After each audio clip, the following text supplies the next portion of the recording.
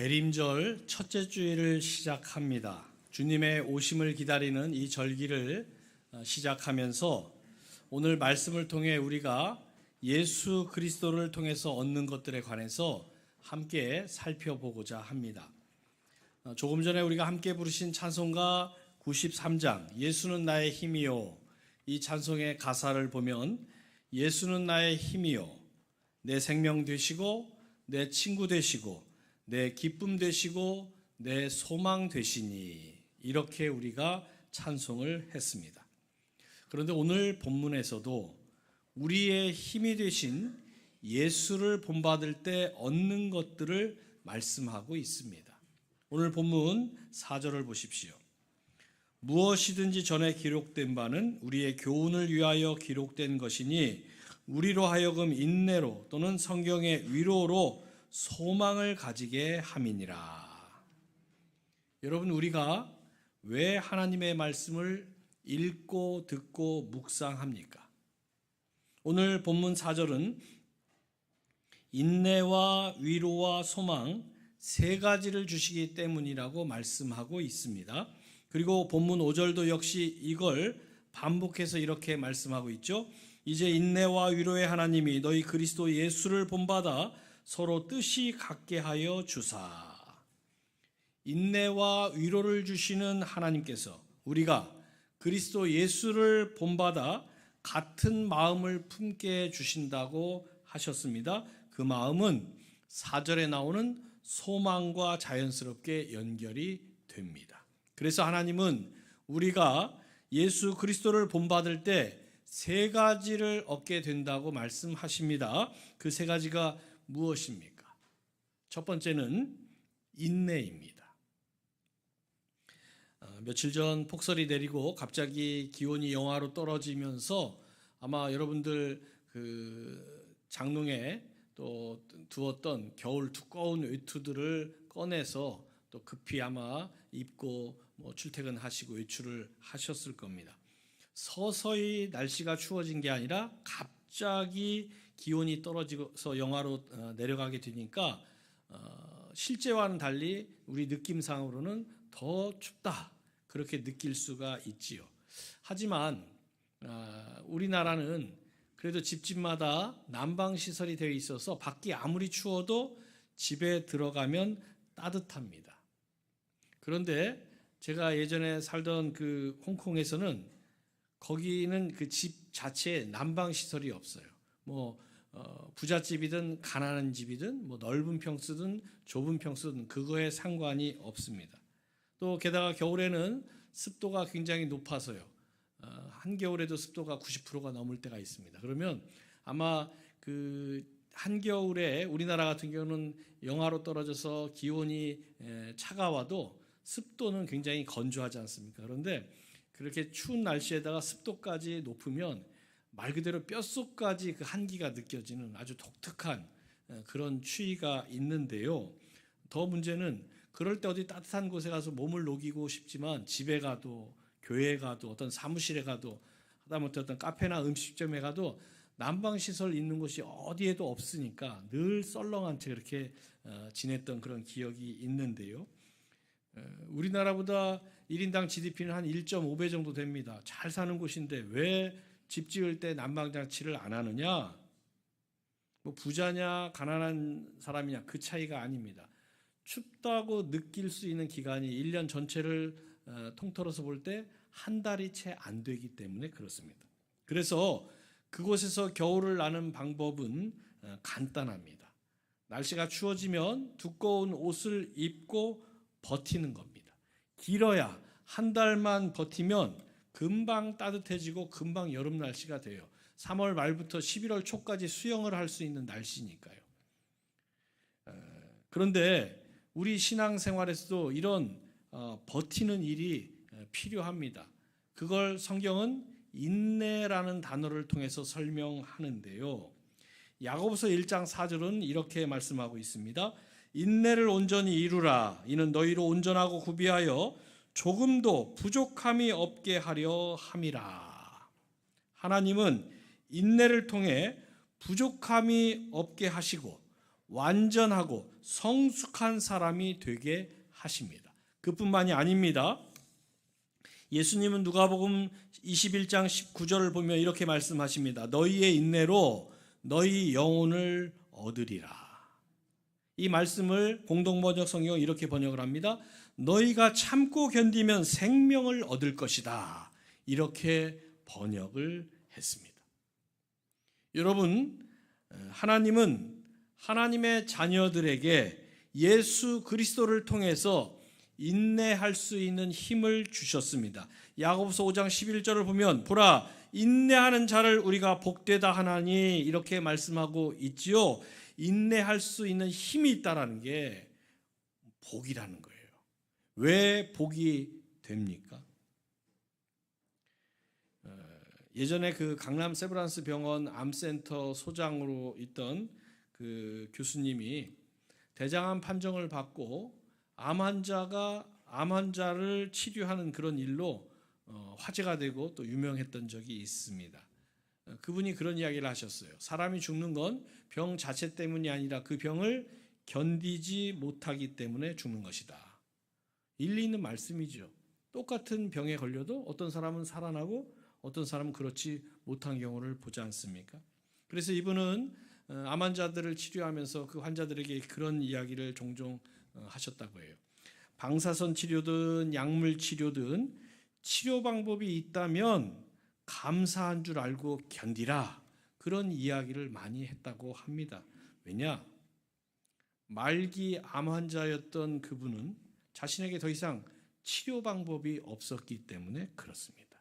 힘들지만 어렵지만 치료 방법이 남아 있다면 그것도 감사한 일인 줄 알고 견디며 받으라는 그런 이야기였죠. 그래서 여러분, 문제가 해결 안 돼서 지난 11달 동안 힘든 시간을 보내오셨다면, 문제가 해결 안 되니까 지난 11달 동안 참고 기다리며 그 시간들을 보내오셨다면, 참고 기다린 그 시간 자체가 여러분 하나님의 은혜인 줄로 아시기 바랍니다. 왜냐? 문제 앞에서, 인생의 고난 앞에서 참고 기다리는 일 모두가 하는 게 아니기 때문입니다. 그래서 문제가 해결됐느냐 아니냐 거기에 초점을 맞출 것이 아니라 지난 11달 힘든 시간이었는데, 어려운 시간이었는데 내가 그 시간들을 참고 기다리며 감당해 왔다면 그것만으로도 하나님 앞에 감사할 일이지요. 여러분, 문제 해결은 내가 하는 게 아니라 하나님이 하시기 때문입니다. 그래서 우리가 할 일은 하나님께서 문제를 해결해 주실 때까지 참고 기다리는 것입니다. 빨리 해결 안 돼서 조급해한다고 해결되지 않습니다. 또 아직도 해결 안 됐다라고 화를 내거나 원망한다고 해결되는 것도 아닙니다. 그래서 시편 기자는 시편 37편 8절에서 이렇게 우리에게 권면하죠. 분을 그치고 노를 버리며 불평하지 말라. 오히려 악을 만들 뿐이라.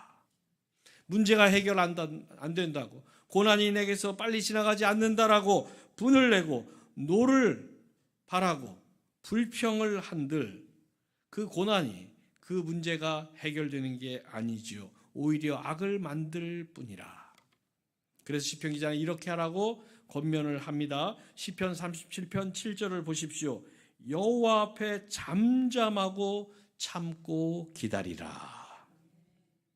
왜 기다려야 합니까? 고난의 시간은 참고 기다리는 게 정답이기 때문입니다. 참고 기다리면 하나님께서 일하시고 하나님께서 완성시켜 주십니다. 성경을 보십시오. 많은 증거들이 있지요.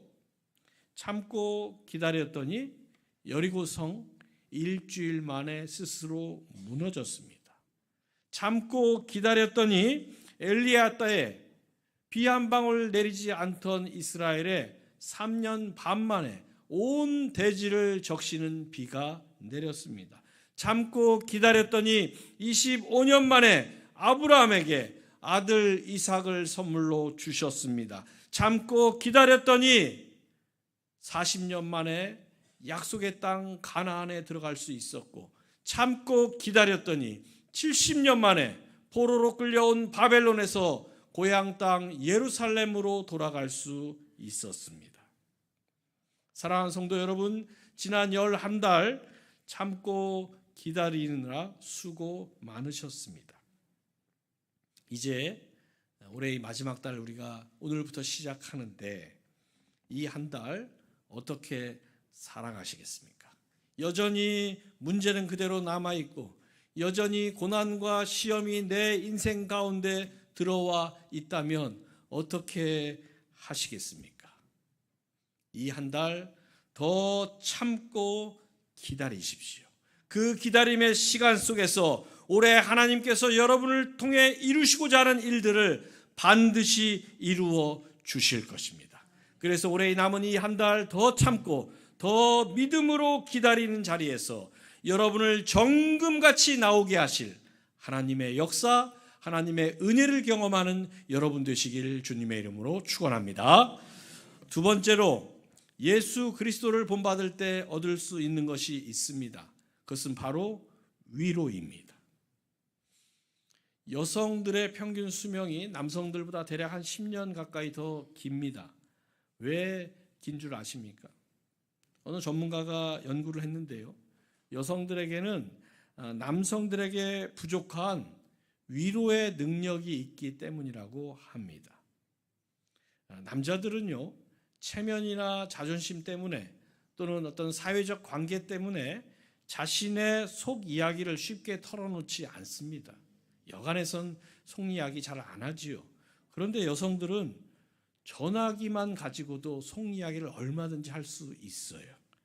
그래서 전화기를 통해서든 직접 만나서든 이야기를 통해 상대방을 이해하고 또 상대방에게 공감해 주면서 위로하고 위로받는 일에 익숙하기 때문에 여성들이 남성들보다 상대적으로 더 건강하게 오래 산다는 것입니다. 우리나라가 여러 해째 OECD 가입국 가운데 자살률 1위를 기록하고 있습니다. 그 원인이 무엇이냐? 전문가들이 여러 가지로 분석을 해 놓는데요. 그 자료들을 쭉 저는 보면서 제가 그런 전문가의 어떤 지식이나 무슨 그런 실력이 없으니까요. 그렇지만 쭉 보면서 목사로서 그걸 하나로 나는 뭉뚱그릴 수 있다. 그렇게 말씀드릴 수 있겠습니다. 그게 뭐냐? 살기 힘들어서 그런 선택을 하는 게 아니라 살기 힘들 때 위로받을 데가 없어서 그런 선택을 하는 겁니다. 사람은요, 아무리 힘들어도 위로를 받으면 어떤 상황도 이겨낼 수 있습니다. 그래서 우리가 예수 그리스도를 통해서 위로를 받는 건 너무너무 중요합니다. 왜 중요합니까? 주님이 주시는 위로는 세상이 줄 수 없는 위로이기 때문입니다. 우리가 대림절이라는 절기를 통해 예수님이 이 땅에 오시는 날을 기다리고 기념하며 준비하는 것도 세상이 줄 수 없는 주님의 위로가 우리에게 필요하기 때문이죠. 물론 세상에서도 위로를 얻는 방법은 분명 있습니다. 어떤 사람은 돈을 통해 위로를 받습니다. 또 어떤 사람은 권력이나 명예를 통해 위로를 받습니다. 어떤 사람은 또 좋은 음악이나 미술 작품을 통해 또 좋은 시나 소설 같은 문학 작품을 통해 위로를 받습니다. 또 어떤 사람들은 유명한 가수나 배우를 통해 연예인들을 통해서 위로를 받는 사람들도 있고 어떤 사람은 술이나 약물을 통해 위로를 받는 사람도 있고 어떤 사람은 성적 쾌락을 통해 위로를 받는 사람도 있습니다. 세상에도 위로받을 수 있는 방법들이 아주 다양하게 있고 실제로 많은 사람들이 여러 가지를 통해 위로를 받고 있지요. 그런데 이런 위로의 공통점이 있습니다. 어떤 공통점이냐? 한계 상황에 부딪히게 되면 더 이상 그 위로가 쓸모가 없어진다는 것입니다. 이걸 잘 보여주는 사건이 사도행전 27장에 나옵니다. 사도 바울이 타고 가던 배가 풍랑을 만나서 좌초 위기에 빠진 그런 사건입니다. 유라굴로 광풍이 불었다. 성경에 그렇게 나오죠. 요즘 우리로 치면 태풍이나 사이클론이나 그런 허리케인 같은 게 그 배에 들이닥친 겁니다. 그러니 그 배가 얼마나 위험한 상황에 놓여 있었겠습니까? 선원들이 배를 지키려고 배를 밧줄로 꽁꽁 묶고 닻을 내리고 배 안에 있는 배를 가볍게 하기 위해서 짐이나 장비들을 다 바다에 던져 보았습니다. 할 수 있는 건 다 해 보았지만 풍랑은 여전히 거세게 몰아칩니다. 여러분, 배 안에서 뭐 짐을 내다 버리고 뭐 닻을 올리고 내리고 뭘 하고 한다고 한들 풍랑을 어떻게 할 수 있는 건 아니죠. 풍랑은 배 안에서 사람의 수고나 노력과 전혀 별개의 문제인 겁니다. 그래서 상황은 점점 절망적으로 변해 갔습니다. 그 절망적인 상황을 기록한 사도행전 27장 20절을 보면 이렇게 기록하고 있습니다. 여러 날 동안 해도 별도 보이지 아니하고 그 풍랑이 그대로 있음에 구원의 여망마저 없어졌더라. 며칠 동안 계속되는 풍랑 속에서 구원의 여망마저, 우리는 다 죽겠구나, 죽을 수밖에 없구나, 사람들이 다 체념하고 포기하고 절망하는 그런 상태에 빠지게 됐다는 겁니다. 여러분, 이런 상황에서는 앞서 말씀드린 세상에서 위로를 얻을 수 있는 방법들, 물질을 통해, 권력이나 명예를 통해, 좋은 예술 작품을 통해, 또는 좋아하는 연예인들을 통해 술이나 약물이나 성적 쾌락 같은 그런 여러 세상에서 제공하는 위로를 통해서 이런 문제, 이런 상황은 해결할 수가 없는 것이죠. 그래서 사도행전 27장에 나온 그런 상황에서는 세상의 위로로는 어떤 문제도 해결이 안 됩니다. 죽음의 공포는 남녀노소, 빈부귀천을 구분하지 않기 때문입니다. 그런데 사도 바울은 이런 상황에서 죽음의 공포 앞에서 패닉 상태에 빠진 사람들을 향해 이렇게 위로를 하죠. 사도행전 27장 22절을 보십시오. 내가 너희를 권하노니 이제는 안심하라. 너희 중 아무도 생명에는 아무런 손상이 없겠고 오직 배뿐이리라. 풍랑으로 배는 파손되지만 배 안에 있는 사람들은 모두 무사할 것이라고 사람들을 안심시키며 위로했습니다. 여러분, 어떻게 생사가 오고 가는 그 위기의 상황에서 이렇게 할 수 있습니까? 바울은 하나님을 통해 이미 위로를 받았기 때문입니다. 사도행전 27장 24절을 보면 하나님의 위로가 이렇게 나옵니다. 바울아, 두려워하지 말라. 내가 가이사 앞에 서야 하겠고 또 하나님께서 너와 함께 항해하는 자를 다 내게 주셨다 하였으니. 바울은 하루 전날 하나님께서 보내신 하나님의 사자를 통해서 바울이 무사히 로마에 도착할 것이고 계획했던 가이사 앞에 서는 그런 일을 하게 될 것이다. 그리고 너와 함께 배를 타고 가는 이 일행들은 다 무사할 것이다 라는 말씀을 들었습니다. 그래서 그 상황에서 오히려 공포에 빠져 있는 사람들을 바울은 위로하면서 이렇게 말합니다. 사도행전 27장 26절을 보십시오. 그런즉 우리가 반드시 한 섬에 걸리리라 하더라. 배가 비록 파손되긴 했지만 침몰하지 않고 섬에 좌초돼서 모두가 살 수 있다. 그렇게 사람들을 안심시켰습니다. 그리고 정말 말한 대로 됐습니다. 사도행전 27장 44절의 기록을 보십시오. 마침내 사람들이 다 상륙하여 구조되니라. 여러분, 올 한 해 여러분에게 시험이나 환난이나 고난이 있으셨습니까? 왜 하나님은 여러분에게 시험, 환난, 고난을 허락하십니까? 우리로 하여금 세상이 줄 수 없는 우리 주님의 위로를 받고 구원을 받게 하시려고 주신 것입니다. 그래서 주님은 요한복음 14장 27절에서 이렇게 말씀하십니다. 평안을 너에게 끼치노니 곧 나의 평안을 너에게 주노라. 내가 너에게 주는 것은 세상이 주는 것과 같지 아니하니라. 너희는 마음에 근심하지도 말고 두려워하지도 말라. 아멘. 사랑하는 성도 여러분, 바울이 하나님 말씀을 붙잡았을 때 풍랑 만난 사람들이 위로를 받고 힘을 얻을 수 있었습니다. 여러분도 이제 시작한 12월, 올해의 마지막 달, 무엇을 붙잡고 사시겠습니까? 다른 것 붙잡지 마시고 바울처럼 하나님 말씀 붙잡고 이 한 달 살아가시기 바랍니다. 아브라함은 갈 바를 알지 못했지만 하나님 말씀을 붙잡았을 때 믿음의 조상이 될 수 있었습니다. 이삭도 갈 바를 알지 못했지만 하나님 말씀 붙잡고 나아갔을 때 척박한 땅 그 아래서 그의 100배의 소출을 얻는 풍년의 농사를 지을 수 있었습니다. 야곱도 갈 바를 알지 못했지만 하나님 말씀 붙잡고 나아갔을 때 야복강에서 하나님과 겨루어 이기는 역사를 경험했습니다. 이스라엘 백성들도 갈 바를 알지 못했지만 하나님 말씀 붙들고 광야에서 자신들을 인도하는 구름 기둥과 불 기둥을 경험했습니다. 그리고 바울을 보십시오.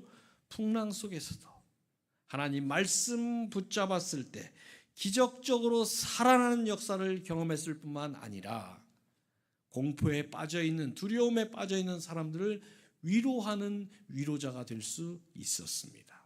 사랑하는 성도 여러분, 올 한 해 11달을 마무리하고 마지막 달 12월을 시작했는데 우리 주변에 지난 11달 힘들게 어렵게 살아오신 분들이 많이 계실 겁니다. 시대가 그렇습니다. 그런데 하나님의 자녀인 여러분들은 하나님을 통해, 말씀을 통해 위로를 받은 사람들입니다. 하나님이 주신 그 위로를 마음에 품으시고 바울처럼 여러분 주변에 지난 11달 동안 이런 일 저런 일로 힘들고 어려운 사람들이 있다면 이 한 달 찾아가셔서 바울처럼 여러분들이 위로하는 위로자로 이 한 달 살아가시길 주님의 이름으로 축원합니다. 마지막으로 예수 그리스도를 본받을 때 얻을 수 있는 것이 또 있는데요. 바로 소망입니다. 오늘부터 대림절 기간을 시작합니다. 예수 그리스도의 탄생을 기다리는 절기지요. 이 절기를 지키는 가장 큰 이유는 인류 역사상 예수 그리스도께서 이 땅에 오신 사건만큼 큰 사건이 없기 때문입니다. 왜 그게 큰 사건입니까? 죄로 죽을 수밖에 없는 인류에게 소망을 주셨기 때문입니다. 어떤 소망입니까? 죽을 수밖에 없는 우리가 다시 살 수 있고 구원받을 수 있고 영생을 얻을 수 있다라는 소망을 주님이 이 땅에 오셔서 주신 것입니다. 여러분, 우리가 살면서 돈이 없으면 사는 게 많이 불편하고 힘들지요. 건강이 없으면 더 많이 힘들고 불편해집니다. 그러면 소망이 없으면 어떻게 됩니까? 살아야 할 이유를 찾을 수가 없지요. 그러면 목숨이 붙어 있으니까 사는 그런 존재밖에 안 됩니다. 목숨이 붙어 있으니까 사는 건 짐승들도 다 그렇게 살아갑니다. 우리 인생을 짐승과 같은 수준에 머물게 하시겠습니까? 아니지요. 그래서 시편 기자는 시편 42편 5절 상반절에서 이렇게 우리에게 촉구합니다. 내 영혼아, 네가 어찌하여 낙심하며 어찌하여 내 속에서 불안해하는가? 너는 하나님께 소망을 두라. 아멘. 하나님께 소망을 두면 어떻게 됩니까? 시편 42편 5절 하반절을 보십시오. 그가 나타나 도우심으로 말미암아 내가 여전히 찬송하리로다. 아멘. 딸을 출산하고 나서 목 아래 전신이 점점 마비되어가는 GBS라는 희귀 난치병에 걸린 여성이 있었습니다. 그래서 이 여인은 시간이 지날수록 온몸이 굳어져 갔고 또 혀도 굳어져 가서 말을 해도 주변 사람들이 웅얼웅얼 거리는 소리로만 들릴 뿐 이 여인의 말을 알아들을 수가 없었습니다. 그리고 이 호흡기도 역시 경직이 일어나서 뒤에는 스스로 호흡도 마음대로 할 수 없는 그런 지경에 이르렀습니다. 그래서 점점 증세는 악화되어 가는데 이 병상에 누운 여인이 아이는 엄마는 점점 병세가 악화되지만 딸은 점점 자라나지요. 그리고 그 딸이 매일같이 엄마 곁을 떠나지 않으려고 합니다. 그 딸을 보면서 내가 꼭 일어나야겠다. 그런 소망을 품고 의지를 다지면서 하나님 앞에 기도했습니다. 그렇게 소망을 품고 의지를 품고 기도하기 시작한 후 2달쯤 지났을 때 놀랍게 그동안 굳어져 있던 팔이 움직이는 일을 경험하게 되지요. 혀의 기능도 점점 회복이 돼서 의사 표현을 전부 다 더 할 수 있는 그런 단계에 이르게 됩니다. 다시 2달 후에는 경직되어 있던 호흡기 이 기관이 회복이 돼서 스스로 호흡을 할 수 있는 단계에 이르고, 또 2달 후에는 이제 경직되어서 마비되었던 근육들이나 신체 기관들이 더 회복되면서 휠체어에 앉을 정도가 됐습니다. 굉장히 많이 회복이 된 것이죠. 그런데 이 여인은 여기에서 만족하지 않고 가까이서 엄마를 보고 있는 딸을 내 2팔로 안아보고 싶다, 그런 소망을 가지기 시작했고, 그 소망을 위해서 기도하면서 재활훈련을 계속합니다. 그리고서 3달 후에는 자기 2발로 일어설 수 있는 단계에 이르게 됩니다. 그리고 넉 달이 지나서는 스스로 걸을 수 있는 단계가 돼요. 그렇게 한 단계 한 단계 재활훈련을 하고서 병원에서는 이제 집에 귀가해도 좋다, 병원에 그 허락을 받고 집으로 돌아와서 계속 재활훈련을 하지요. 그렇게 집에 돌아와서 재활훈련을 한 지 1년이 지난 쯤에 이 여인이 마라톤에 도전을 해서 마라톤 풀코스를 완주합니다. 홀리라는 이름을 가진 여성인데, 이 여성이 그 마라톤 풀코스를 완주한 다음에 언론과의 인터뷰에서 이런 말을 합니다. 고통이 당신을 끝장낼 것인지 아니면 더 강하게 만들 것인지 선택은 당신에게 달려 있습니다. 사랑하는 성도 여러분, 지난 11달 동안 가정과 일터와 교회에서 참 수고 많으셨습니다. 우리 각자 다 형편은 다르지만 아마 다 인생의 각자의 짐을 짊어지고 11달을 달려오셨을 겁니다. 아마 그 무게가 다 다르기 때문에, 처해 있는 형편이 다르기 때문에 어떤 분들은 더 힘들게, 더 고통스럽게, 더 가슴 아프게 그 시간들을 보내오셨을 수 있습니다. 하지만 우리에게는 똑같은 한 가지 공통점이 있습니다. 우리 모두는 이 땅에 오신 예수 그리스도를 통해서 소망을 가질 수 있다는 점입니다. 그리고 주님이 주시는 소망은 어떤 상황, 어떤 형편에서도 흔들리지 않습니다. 그래서 이 한 달 너는 하나님께 소망을 두라, 이 말씀처럼 여러분이 이 한 달 살아가실 때 어디를 가든 무엇을 하든 하나님께 소망을 두고 살아가시기 바랍니다. 하나님께 소망을 두고 살아가실 때 시편 37편 23절과 24절에서 시편 기자는 자신이 경험한 말씀을 이렇게 고백합니다. 여호와께서 사람의 걸음을 정하시고 그의 길을 기뻐하시나니 그는 넘어지나 아주 엎드러지지 아니함은 여호와께서 그의 손으로 붙드심이로다. 아멘.